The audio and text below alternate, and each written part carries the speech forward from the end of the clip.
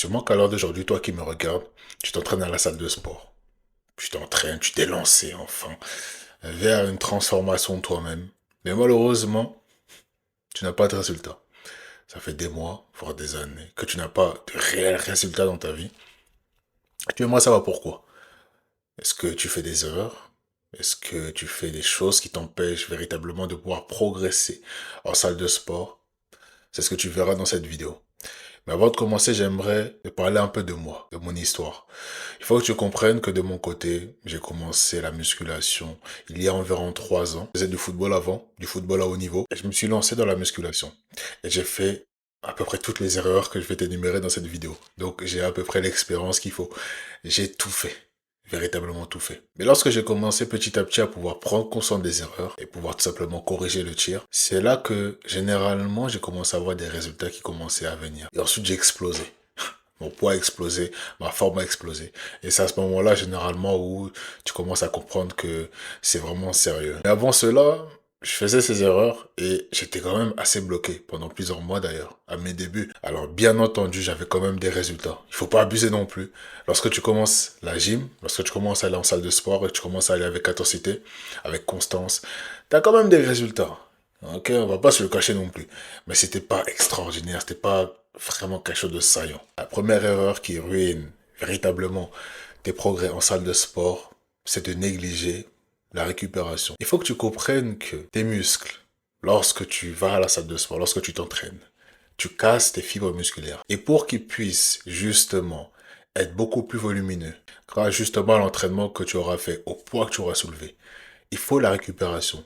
Pour reconstituer ces fibres-là, un temps de récupération dans laquelle justement cela va te permettre de pouvoir reconstituer tes fibres musculaires à l'aide des protéines et reconstituer tes réserves d'énergie avec les glucides.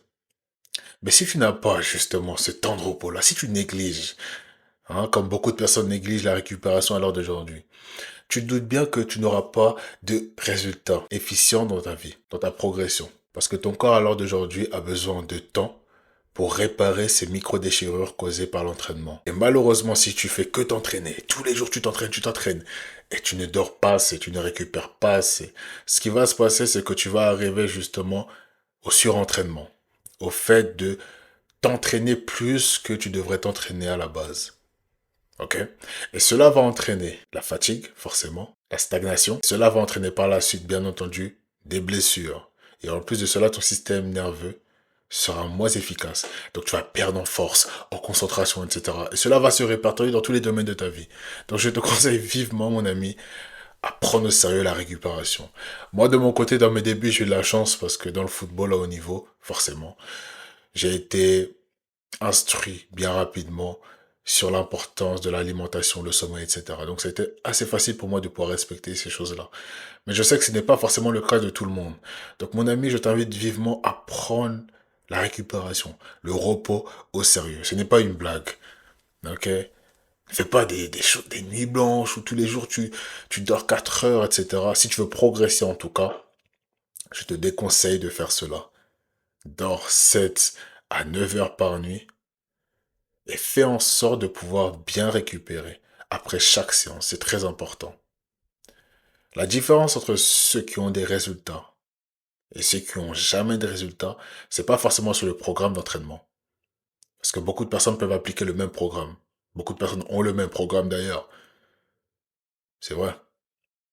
Mais ce qui fait réellement la différence, c'est en dehors, ce que tu fais en dehors. L'erreur numéro 2 qui freine tes résultats en salle de sport, c'est le fait d'avoir une mauvaise technique d'exécution. Malheureusement, beaucoup de personnes ne progressent pas en salle de sport, tout simplement parce que ils font mal les exercices. Et ça, je pense que tu le vois aussi bien que moi dans les salles de sport. Beaucoup de personnes font cela, et c'est très fréquent. Mais à l'heure d'aujourd'hui, j'aimerais te dire quelque chose. Ce n'est pas parce que tu pousses fort, que tu pousses lourd, etc., que tu auras forcément des résultats. Détrompe-toi. Ce n'est pas ça qui compte.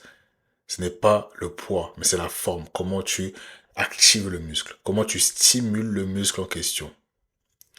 De mon côté, j'ai mis du temps, personnellement, avant de comprendre cela. J'étais au début comme la majorité des personnes. Tu pousses lourd, donc tu auras des résultats. Peu importe la manière dont tu le fais. Que ce soit les squats, que ce soit les biceps, peu importe. Si tu pousses lourd, tu auras des résultats. Et lorsque j'ai commencé à vraiment réfléchir, je me suis dit que ça n'a aucun sens.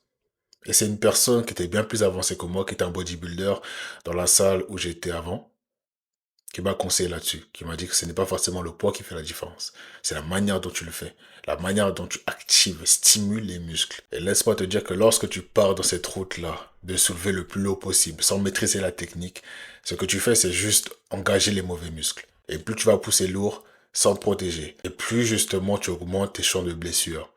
C'est pour cela que beaucoup de personnes ont des blessures qui sont faites bêtement. Tu le vois avec un plâtre arrivé à la salle, tu dis mais comment il a eu ça lui? Mais justement, lorsque tu commences à vouloir pousser trop lourd sans vérifier la technique, cela pardonne pas. Et le pire, c'est qu'il faut jamais dire que ça arrive qu'aux autres. Jamais, jamais, jamais. Fais en sorte de pouvoir toujours respecter une bonne technique. Et ne pas dire encore une fois que ça arrive qu'aux autres, que oui, lui, parce qu'il a eu ça, il n'a pas respecté ça, moi, ça m'arrivera pas si je fais la même chose que lui. Hein. Toi, je suis blague. Ce n'est pas comme ça que ça marche. Fais en sorte de pouvoir vraiment respecter le mouvement, les mouvements en question. Que ce soit pour les squats, que ce soit pour le développer couché, peu importe. Fais en sorte de pouvoir tout le temps avoir une bonne technique. Et c'est ce que je dis généralement aux personnes que j'accompagne. Quitte à faire moins lourd, fais mieux. Quitte à faire moins lourd, fais mieux. Toujours faire mieux.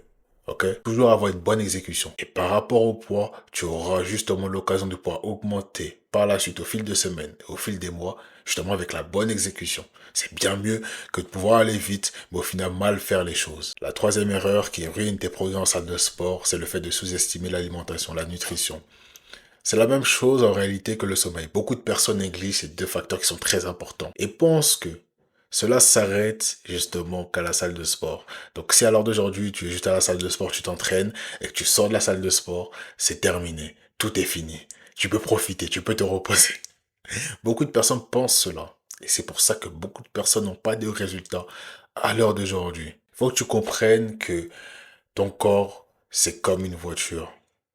Ok, on va faire le comparatif assez simple. Ton corps, c'est comme une voiture. Si tu lui donnes le mauvais carburant, ou si tu lui en donnes pas du tout d'ailleurs, parce que beaucoup de personnes ne mangent pas, si tu lui donnes pas ou peu de carburant, il n'avancera pas. Mieux tu te nourris, et plus grandes sont tes chances d'avoir de vrais résultats. Et moins justement ton alimentation est saine, moins tu es correctement alimenté, et plus tu limites tes progrès. Tu auras sûrement moins de force, moins de volume sur tes muscles. Parce que tu ne fournis pas les glucides et les protéines dont tes muscles ont besoin pour se reconstituer. Si tu souhaites recevoir un plan d'action détaillé de tous ces outils que je viens d'énumérer précédemment, en fonction de toi, de ta situation, de ton quotidien, de ce que tu traverses, de ce qui te bloque à l'heure d'aujourd'hui, de ce qui t'empêche à l'heure d'aujourd'hui de pouvoir être ta meilleure version et de pouvoir atteindre tes objectifs et être discipliné, venant de moi, personnellement, n'hésite surtout pas à cliquer dès maintenant sur le premier lien en description afin de voir ce que je propose et afin de voir tout simplement si ce que je propose peut correspondre à ta situation ou non, peut correspondre à ce que tu recherches, à tes objectifs. Si je suis en mesure ou non de pouvoir t'aider. Et si la vidéo t'a plu et que tu n'es toujours pas abonné à ma chaîne YouTube, n'hésite surtout pas à t'abonner dès maintenant et à activer la cloche de notification pour ne rater aucune de mes prochaines vidéos. C'était Big M en ensemble.